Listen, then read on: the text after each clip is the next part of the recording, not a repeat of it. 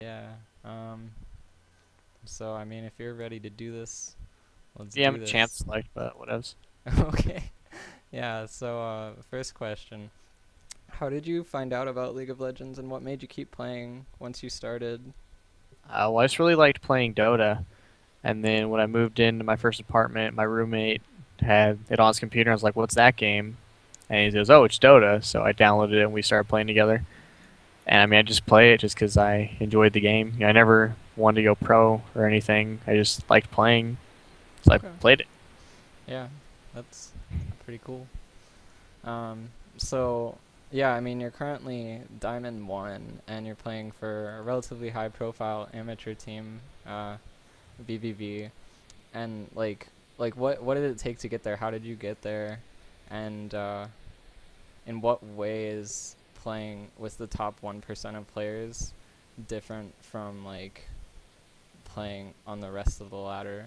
I guess that's kind of two different questions. Yeah. Well, basically for the team, like if you play good enough in solo queue, people know, see, wow, this person is pretty good, and when they're like forming a team or something, they'll, hey, do you want to try out and see if you want to play on the team or whatever. So for this one, someone that I played on a team with before, who the team actually broke up because he wasn't good enough, Mm-hmm. uh, he made a team, and so that's who we are now. He's just managing it. Okay. And that was Team Vex, right? Which, yeah, turned into vV, and now we're sponsored. So I'm like, how does that work? Like, how do you get a sponsor? Well, the manager contacted all the people. The Um, manager of vVv our Gaming? manager, Oh, no, no, your manager manager. of Vex, yeah, the guy who created the team. Okay. So he's contacted a bunch of sponsors, and we had to hit up like 20, and we didn't get anything till the last promotion tournament when we were in the final round of it. And then when we got that, somebody noticed us and picked us up, and they go, oh, well, we can give you this much and this, and you hash out the details. So you pretty much have to like do something good enough in the amateur scene to get a real sponsor to actually give you money and gear and stuff. Mm-hmm. You can't, I mean, you can get like anyone can get a name sponsor. Anybody could be Dirtnap Gaming or Team Green Forest or Infinite Odds or whatever. Yeah. That can place top five and a go for a little. But to actually get money, you have to like at least get to the second or third round of one of these promotional tournaments or be one of the top teams in like NACL or ALCS or something. So that was like the LCS promotion tournament, like all the challenger It, teams get the invited yeah to. the promotional qualifiers, so the top Right. 16 challenger teams get to compete in it, and we were one of the last four. Okay. We won our group, and then the night before the games that we ended up losing, they took us out to like dinner and stuff, which I didn't really agree with because I would rather be going over the game plan and whatever. Yeah, it seems like you're pretty serious. Yeah. I guess then the second part of the question that I originally asked is more related to the solo queue ladder. Like, how is playing in that top 1%, like that diamond and challenger range, different from playing on the lower ranks on the ladder? Honestly, the only difference is the individual skill of the players. Like people complain about Elo Hell on the bottom, but like you watched my last game. Yeah.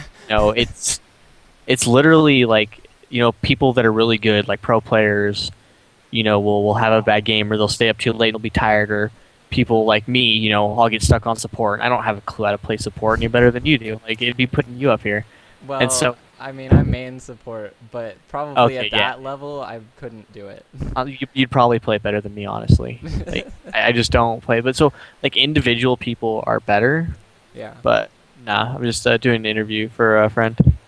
But there's still tons of throws and the warding's not as it should be, and it's still solo queue. It's the same thing, just like the individual skill is better, and that's all. People hit more skill shots, and they know the timing's a lot better, and Yeah. they're just better laners. But and Yeah.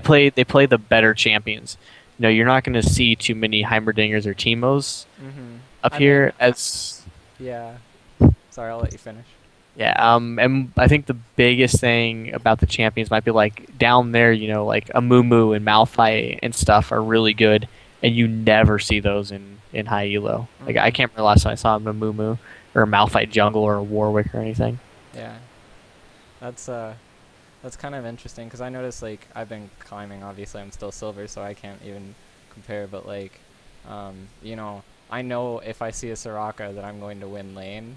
So like, I mean, I guess people just know how to punish those bad picks, and like I guess what I've noticed is as I've climbed the ladder, people are um, just better at punishing you for making mistakes. Like I was talking about this earlier on my stream. Uh, you know, I used to be able to play support and count on living through team fights every time because people just ignore me. Oh yeah. And then like I'm getting now close to gold, and uh, you know, all of a sudden, you know, I'm out of position as a support and everyone jumps on me and I'm like, what do I do? Hmm. So yeah, I kind of understand that. So you play solo top mostly. What do you like about that position compared to other roles? Absolutely nothing, to be honest. I fucking hate playing top lane. It is the absolute worst role. Like, especially in fives more than solo queue. Like, if you pick early, you get countered, and the counters are so hard, and the lane is so long and punishing, and the jungles, like especially in solo queue, they just like camp top. So if you have a worse jungle, it's just the worst thing ever, and it snowballs so hard. Yeah. I mean, It's it like, seems like there's a couple champions though that a lot of pro teams will pick first that are because they're just too strong, like Renekton and Shyvana right now. It seems like, and Shen. Shen got nerfed, so his E's bad, but yeah, Shyvana and Olaf and Riven are the top three priorities. But like, if you pick an Olaf, they can always get someone going like Kennen. Olaf's pretty uncounterable, and so is Riven. But like Renekton, Shyvana or Olaf will beat up on it. Shyvana's pretty safe, but there's still counters to all of them. There's like a trio. So like Shyvana and Olaf will beat Renekton, and then Olaf and Shy will be pretty similar, but Riven will beat Olaf and Shy. And so even though they're all strong and first pickable, the pro teams that do that ban the counter to the one they're going to first pick. Hmm. And so that's why they do that. But if we don't do that, then it's just a huge pain. And also the majority of the time when you get a counter lane top, the other team will try to 2v1 you so you don't actually have the advantage. And then you have to deal with just getting like hit in the face over and over the entire laning phase and just trying not to get tower dove. Like, do they swap lanes or do they send their jungler up there? Swap lanes. Lanes. And the jungle pressure gets really annoying top. You get camped a lot, especially in solo queue. Yeah. So like, I was always curious how those kind of lane swaps work, because it seems like there would be a lot of mind games at the level 1. Like, where are they gonna send their dual lane? Like, how does that work? Like, what is your plan early on to kind of figure out how the lanes are gonna go? You really need to get better wards out so you get the vision, and then you can react accordingly to what you want. So whoever wins like the vision war, gets the deep wards and sees them coming from base after they recall or whatever, usually gets what they want. Yeah. So it's like mind games level 1 like chess, or just whoever outplays or has just a stronger level 1 team. Whoever has Fiddle and Morgana usually gets the 2v1 they want. Like, yeah. So like those wards actually do help, because it always seemed to me like you put that deep ward in the lane, but like by the time you see them coming, you might not even have time to get to lane. Like you'll lose XP or something.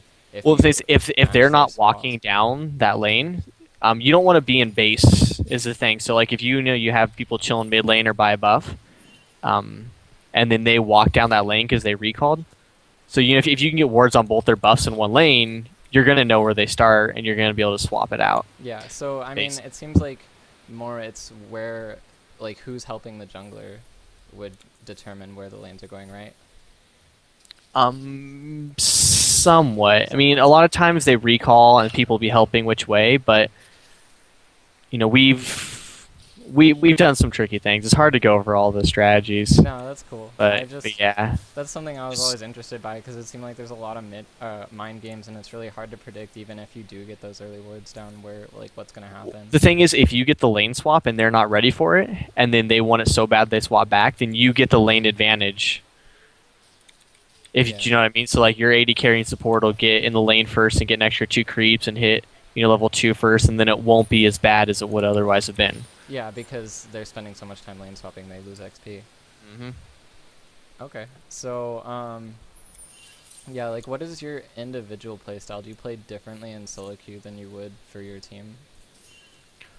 Not really. It's about the same. Solo queue, I can't count on people as much, so I'm a lot more reserved when it comes to like engaging in team fights. But Mm-hmm. in lane phase, it's pretty similar. If the jungle comes up, you'd hope for the best. If they like make the play right and stuff, but it's less coordinated, so you can't make all the calls you normally would. You always can't go for Baron even though it's a good opportunity. Yeah, that's something I was like. So it's more about team calls than your individual play. Like you'll still lane the same way. Hmm. Okay. Yeah, as you're still trying your best either way, so it's Yeah. not too different. All right. What's the next question? What is your favorite champion and why? Ever or Like I don't right know. now? Right now and ever. Right now, my favorite champion plays Olaf just because he stomps everybody in lane. My favorite champion ever is Lee Sin. I used to just jungle him. Literally, it's the only champion I played season 2. I had like 200 or something Lee Sin games, and I just would just jungle him, just be super aggressive and stomp people in the jungle. Yeah. But right now, for top lane, Olaf just dumps on everybody. Yeah. Seems like there are a couple champions right now that are just kind of overtuned, just a little bit. It's pretty much Olaf and Riven for top, just because Riven snowballs, but she doesn't like 1v1 beat everybody like Olaf does. Mhm. You wouldn't agree that Shyvana is, because I hear a lot of complaints like Shyvana OP, Yes, she definitely 100% is, but like but not in you lane. don't beat everybody Right. that fast. So you scale really well, and you're still strong in lane, but you don't have the sustain that a lot of champions like Olaf and Renekton do, or the shields like Riven does. So it's more like she just doesn't lose lane, and then she scales too hard for anyone I to mean, stop you can her. lose lane. Like, we were playing TBD, and I beat up on West Rice's Shyvana with my Renekton. Uh huh. So you can definitely beat Shyvana in lane with a bit of champ. Jace will beat Shyvana, but she just scales and split pushes so well. Yeah. Okay. Yeah, that was just something my friend brought up like right before I got on the Skype call with you. He's like Shyvana OP, and then he Oh, gave me a whole she bunch of definitely is reasons why she OP. is. Yeah. Yeah. Well, I was looking at her, and like the math that I did, is that if you're constantly auto attacking, your cooldown on your ultimate is gonna be like 30 seconds or something. Something like that. Yeah, and you stay in it forever, and it's just because it's more like her base stats. Her wave clear, she does magic and physical, and she has percent health. So like she has everything but true damage. Mhm. I mean, she doesn't have like CC necessarily, but her all does a good enough job. And with a Bork, I don't know. It's just every time something's OP, it has to do with the item changes too. Like Vayne being really OP because you can just go Bork with the attack speed, and then when you pop your ultimate, you have so much base damage, all that stuff. Yeah, like Bork is a perfect item for Vayne. Yeah, same with Shyvana. I mean, you already do percentage health damage off your E, and then you get more, and you can train people down in the split push, and you're really hard to gank after 6. Yeah. Okay. So I already know this, but I thought it would be cool just to ask it in the interview because maybe some people wouldn't. But what does vVv stand for? Vision, Valor, Victory. Vision, It's Valor, just, yeah, I guess the owner, I don't know, thought it'd be cool to name it VVV because you need Vision and Valor to achieve victory. That's what he said. All right, so you got to play Quinn, right? Yeah, Quinn and Valor. Yeah. You got to play support Quinn for the Vision. And Support Quinn. yep. Support Ash is better. Yeah. I have my own opinions about what supports are good and stuff. Obviously, it's not like top tier, but yeah. So I guess we already talked about this a little bit, but vVv has kind of a history to it so far. Originally, you were Team Vex, and you qualified for the ALCS. You mean the organization? No, VVV? you as a team. Okay, okay. So like Vex qualified for the ALCS, and then you were sponsored by vVv, and then after that, like I mean, Infinite Odds dropped out of the NICL because they just broke up, and so like I guess specifically, how did that whole thing play out? Like, how did you end up being the team that got into the NACL? well, I honestly don't think it would have been us, but we just like beat up Quantic, who was supposed to be the #1 challenger team, um, Oh. in the promo tournament, and we knocked them out of it. Didn't they have like level 20 accounts or something? No, that was way. But they were they're all 30s, Okay. imported Koreans and stuff. But basically, the NACL just contacted managers like, hey, we need a team to fill, and for whatever reason they wanted us, and so they wanted us to like play under the Infinite Odds name, but we're like, we can't do that. Yeah, you can't just drop your sponsor.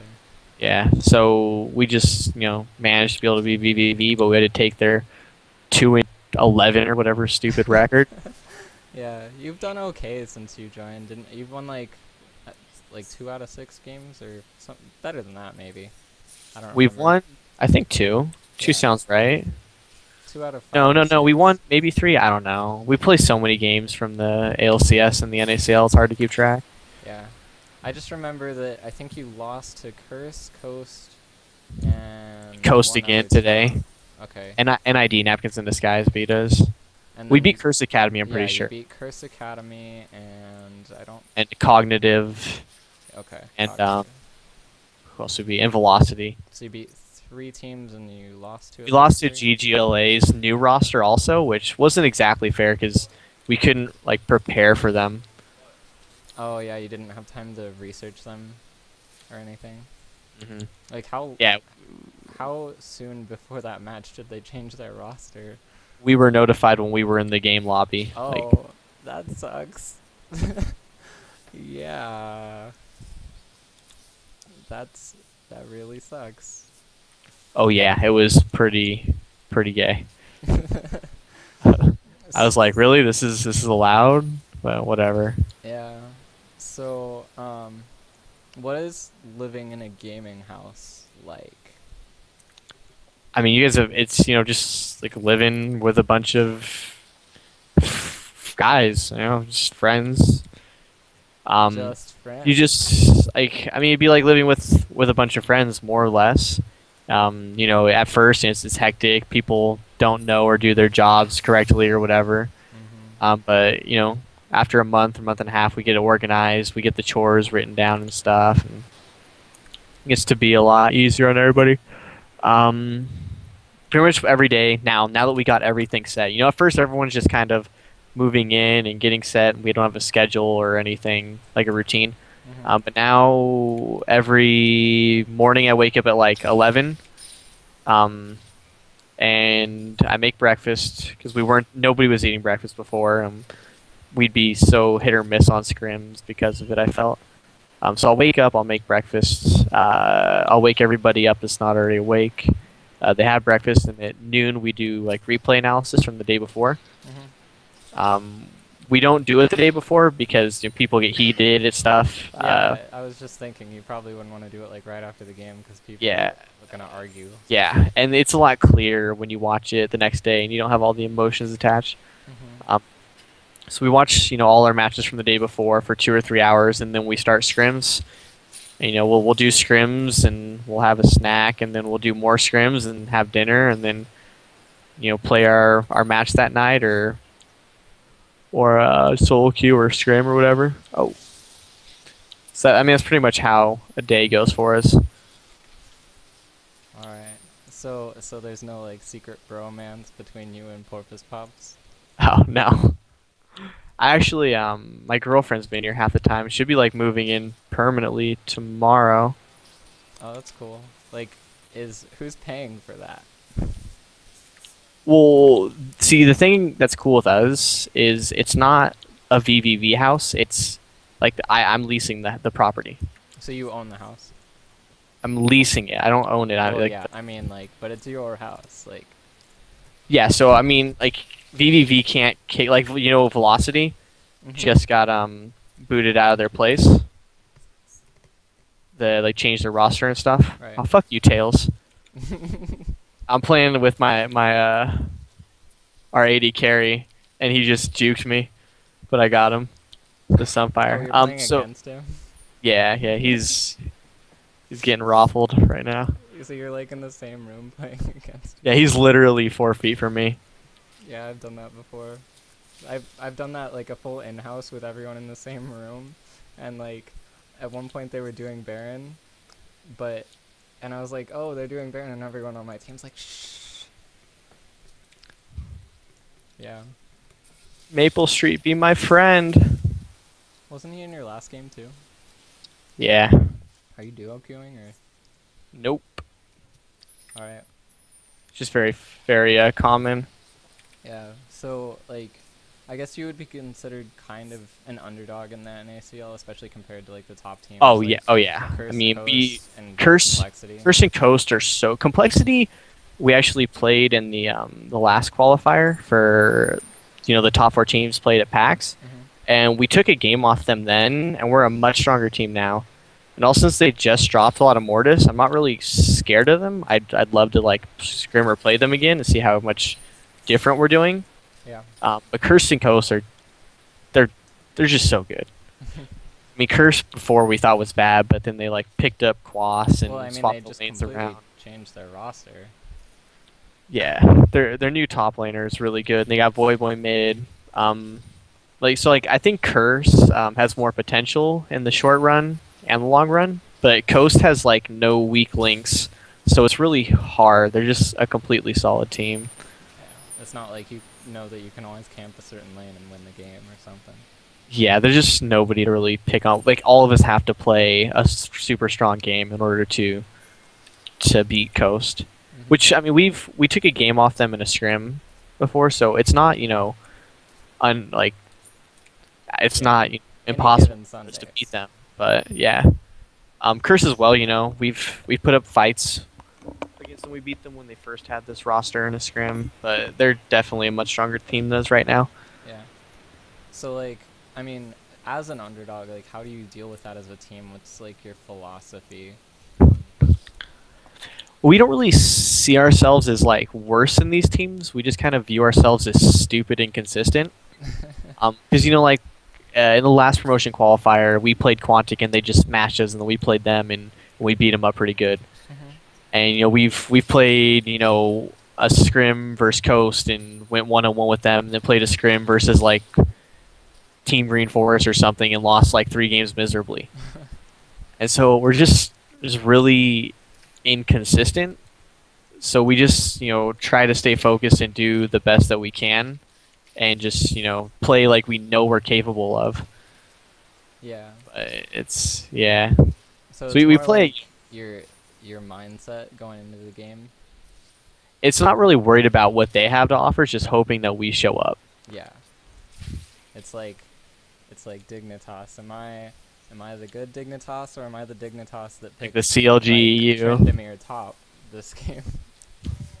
Yeah, I mean they've picked like Rammus in the LCS and won last time.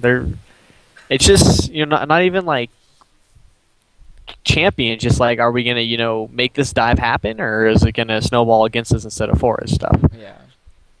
I mean, I probably shouldn't talk shit about Trendemir because he's seen a lot of success. It's just he's really a binary champion.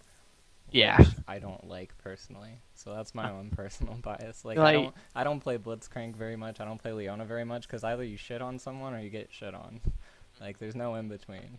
Which is it's when you're playing champs like me and I'm on Volibear top and stuff, it's a one-way ticket. Either get the gank and win, or get ganked and lose.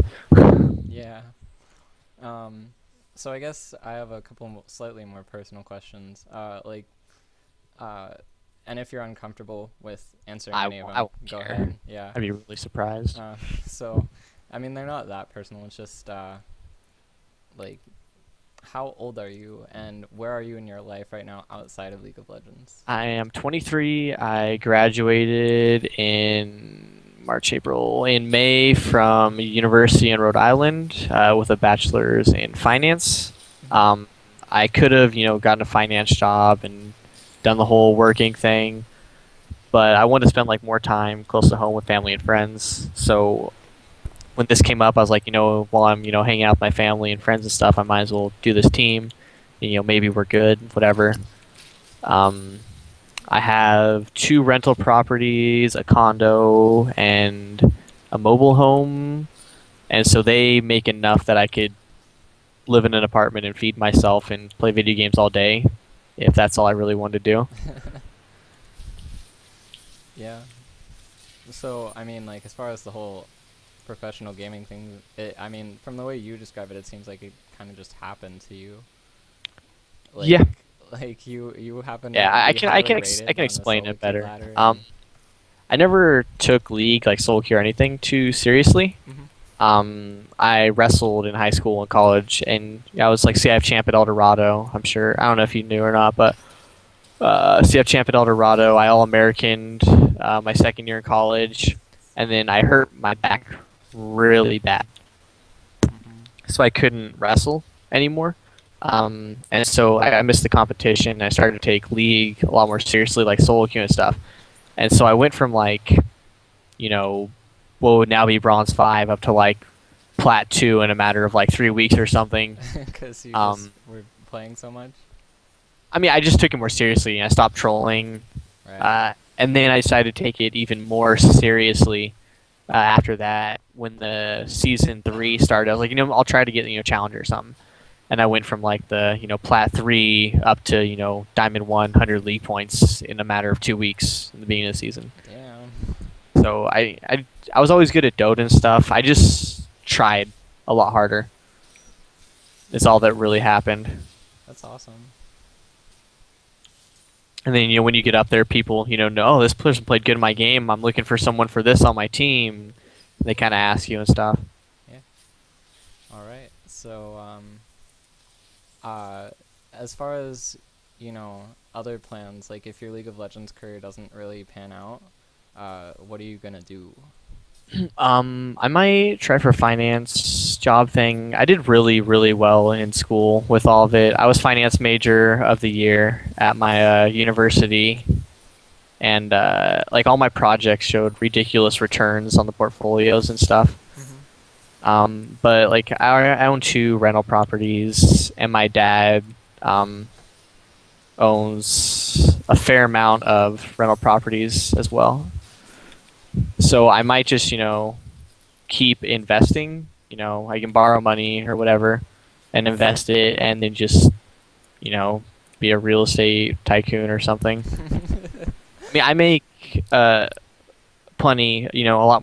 I make more money than anybody I know who graduated college with me, with just having 2 rental properties and playing League. Like, so I don't know. I'm not really needy for money, and I know how to make it really easily. Yeah. So I mean, like the one mobile home I bought. I'll give you numbers because they're pretty stupid. I bought a $200,000 mobile home, and I'm renting it out for $3,000 a month. And my expenses are about $1,400, so I'm making like $1,600 a month just to pick up rent. Like I have a mortgage on it and stuff, so I mean, just to kind of go and fix it up myself for a month and do the work in finding a place, I'm making $1,600 a month. Damn. So it's pretty ridiculous. Like how if you just learn, like you don't need a degree to make money. You just have to look at how do other people get rich, and if you look around you and see if your parents or your friends' parents have money, and you ask them how did you start making money, and they go, oh, I did this and blah blah, and you just copy it. Like That's pretty cool. yeah. So yeah, if League falls through, I'm in good shape. Mhm. I have a degree, I'm pretty smart, and have money coming in. So, is it confirmed that if you don't make it as a professional gamer, you're just gonna buy Cloud9? No, I don't know. I don't have any like will to own. I just really like competing. Like I love grinding and practicing and going over what we did wrong and trying to fix everything out. I get upset a lot, but I get upset because I just really want to win. I'm more like trying to figure out what to do better as a team or as myself, and not trying to actually rage at people. Yeah, that's a really good attitude. Obviously, it's working for you. Well, my teammates think I'm really mean, but I'm just really honest in my opinion. I don't know. That's kind of how I see myself sometimes. I tried to like create my own team, and I think my teammates hated me because I was like the shot caller, and I would always like be really critical of people and stuff. Yeah, I mean, I'm trying to be a lot nicer. I guess a lot of the words I used they thought were really mean, but whatever. Are they like talking you into the back in the background? Like, No, they're not. I don't know. all right. It's just, I mean, I noticed it myself, but yeah. Yeah, I mean, it seems like you know yourself. But as far as like, the professional gaming scene, because it seems to be growing a lot, and obviously, if you're a gamer, you would want that to expand. Like, what do you think the professional gaming scene needs right now to become accepted by like a more mainstream audience, like professional sports is? Everything it's getting. You look at Korea as a good example. Like, what do they have, and why is StarCraft and League accepted as a professional sport there? And you go, they have everything that our professional sports here have, like feeder leagues and school teams and stuff like that. And Riot Games has just done a fantastic job of trying to create that in places other than just Korea. So like the NACL, the ALCS, sponsors like vVv that can get exposure and stuff without being a purely just top 8 LCS team is what it needs. You need like the feeder leagues that not only put new talent in but keep the people that are currently in the league sharp. And so with all those extra leagues and more incentive for people to play and try to get good, it just comes the same way like basketball needs it. It wasn't always a huge sport. It had to grow, and it started, the NBA. But if you weren't in the NBA, you kind of were nothing. Mm-hmm. But they started, other leagues, and then, college started feeding. And, there are, college teams that compete at some of the events and stuff like that too. Or clubs, not really teams, but another big thing that you probably know about that was huge is now the LCS teams can get visas. Yeah, the whole So, thing where yeah. you can like you're counted as an athlete and Mhm. you can get Yeah, a it's sports visa. yeah, so that's really big. So I think, we're getting everything we need. There's going to be like an actual Challenger LCS sponsored by Coke Zero Mm-hmm. that I think is really big. That was actually one of the things I wanted to really see, because after I saw the Mobile Fire Challenger series, I was like, this is what they do in Korea. It would be really cool to see this like actually be an official thing, and then it happened, and I was like, wow, that's awesome. Yep. That was still kind of poorly ran, but they're going to have, like a real. I don't know if they're going to have like a studio, but that'd be cool if they did. I know like Riot's making their own like studio stadium type thing too for all the games. That'll be better than just, some office building. Yeah, I actually like for the LCS, they're gonna have like a live venue or something. Oh yeah, yep. That's exactly what I just said. Okay. Different words. Yeah, I just for my Yeah, they're own making brain their to own like little understand LCS stadium thing. Okay. Yeah, that was one thing that I thought was kind of weird about the LCS in the last season, and maybe they just didn't have the money for it or something. But like they just play in this little cramped studio, and there's no live audience, and it's not as exciting to watch Yeah. that. Yeah. But, yeah. And I mean they're really turning into a spectator sport. Like the Staples Center was sold out, right? Yeah. That's a huge place to watch video games. Yeah, that was awesome. Did you go? No, I wanted to. I'm like talking to my friends now to see who wants to go to Korea next year. Just so That would just be to watch cool. it. Yeah, that would be so awesome. Like honestly, I've been thinking like, if I had a whole year where I didn't have to worry about money, I didn't have to work, what I would do is I would just move to Korea, learn to speak Korean, and like watch OGN every week live. Yeah, they're crazy about it over there too. Yeah, it's awesome. So I mean, is there anything else that you want to say before we wrap up? Not unless you have any more questions. Oh. No, I mean, that was all the questions I had. I think we went over everything. I mean, I can think because I did like an interviewish thing before, but it was more like, yeah, I don't think there'd be anything else. And I remember all the questions we had. Okay. Sidetracked on the game I'm in.